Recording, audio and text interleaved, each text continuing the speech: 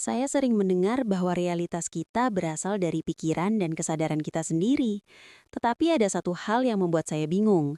Jika kita sudah mengubah cara berpikir atau keyakinan kita, mengapa keadaan di dunia nyata tidak langsung berubah?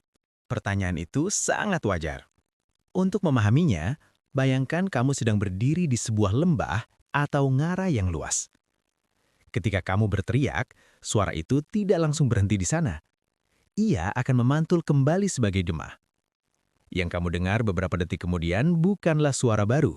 Itu hanya gema dari suara yang sudah kamu keluarkan sebelumnya. Realitas kita bekerja dengan cara yang sangat mirip. Maksudnya, dunia yang kita lihat sekarang sebenarnya bukan sesuatu yang baru. Tepat sekali.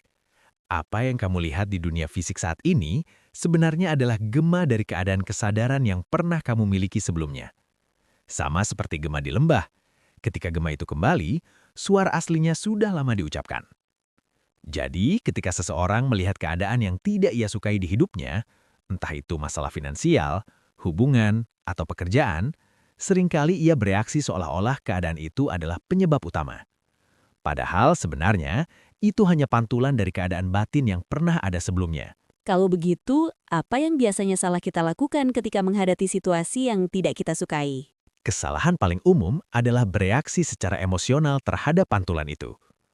Orang mencoba memperbaiki realitas dengan cara memaksa keadaan berubah, mengeluh, panik, atau mencoba mengendalikan segala sesuatu dari luar.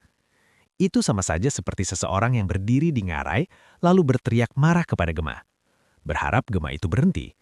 Padahal, gema tidak bisa diubah dengan cara seperti itu. Kalau begitu, bagaimana cara mengubah realitas? Sederhana, tetapi seringkali tidak mudah dilakukan. Jika gema berasal dari suara, maka satu-satunya cara mengubah gema adalah mengubah suara yang kita keluarkan. Dalam konteks kehidupan, kesadaran adalah suara, realitas adalah gema.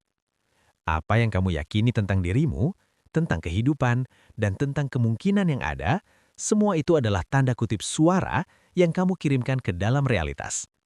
Dan dunia luar hanya memantulkan kembali keyakinan itu dalam bentuk pengalaman. Jadi, ketika saya bereaksi negatif terhadap keadaan yang ada, apa yang sebenarnya terjadi? Saat kamu bereaksi dengan emosi yang sama, misalnya takut, marah, atau putus asa, kamu sebenarnya mengirimkan suara yang sama lagi. Artinya, kamu sedang menegaskan keadaan lama. Dan ketika suara yang sama dikirimkan kembali, maka gema yang kembali juga akan tetap sama. Inilah sebabnya banyak orang merasa hidup mereka seperti berulang-ulang pada pola yang sama. Lalu, apa yang seharusnya kita lakukan ketika melihat keadaan yang tidak sesuai dengan yang kita inginkan? Langkahnya sebenarnya cukup jelas. Jangan bereaksi berlebihan terhadap apa yang terlihat. Kembali ke keadaan batin yang kamu inginkan. Berpikir dan merasakan seolah keadaan itu sudah nyata. Tetap konsisten dalam keyakinan tersebut.